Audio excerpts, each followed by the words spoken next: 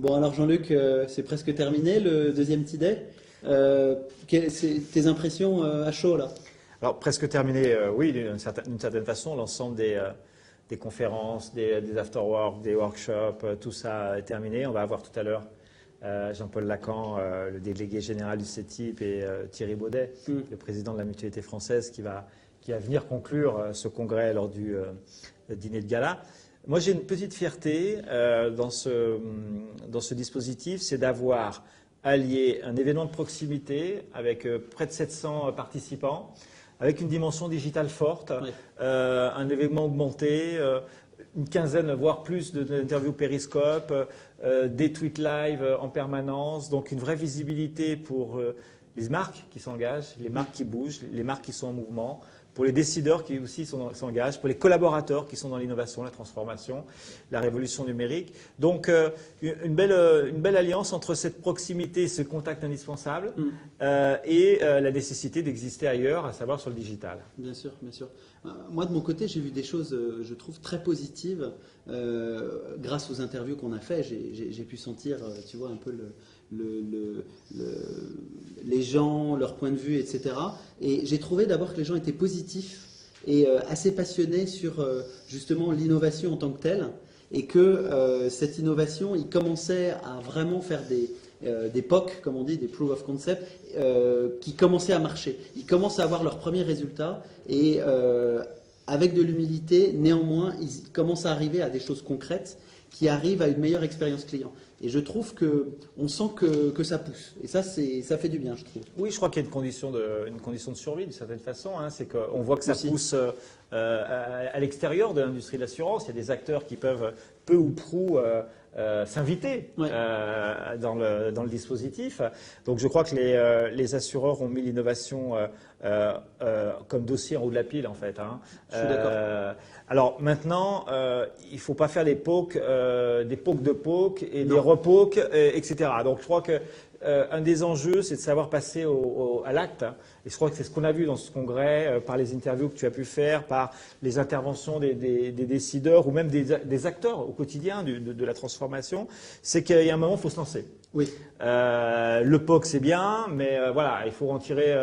Et puis, il faut aussi un des mots qui a été assez fort, qui a été présenté, qui, moi, m'a beaucoup plu parce que je prône le droit à l'échec. Je pense qu'il faut qu'on sache accepter que l'innovation ne mène pas à 100% au succès. Bien sûr. C'est tuer l'innovation que de penser qu'elle va mener à 100% au succès. Donc, il faut accepter l'échec.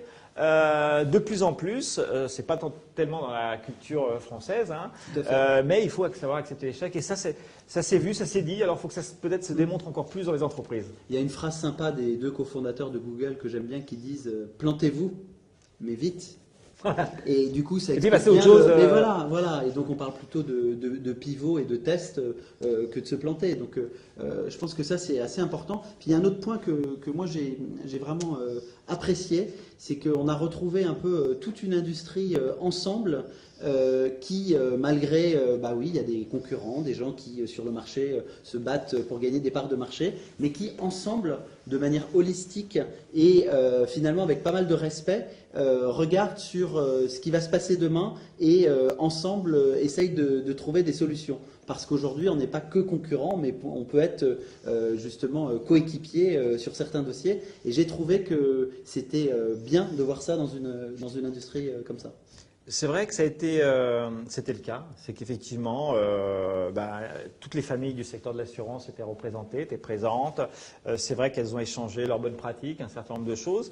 Et peut-être à la différence d'autres environnements, il y avait une vraie dimension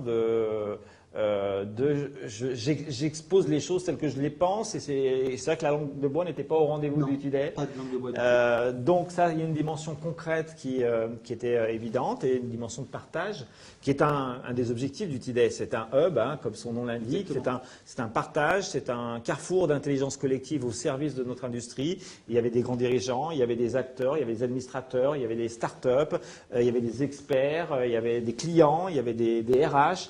Tout cet écosystème-là concentré sur non pas la transformation numérique, mais moi je parle plutôt de révolution numérique, comme certains speakers de la conférence des visionnaires l'ont exprimé.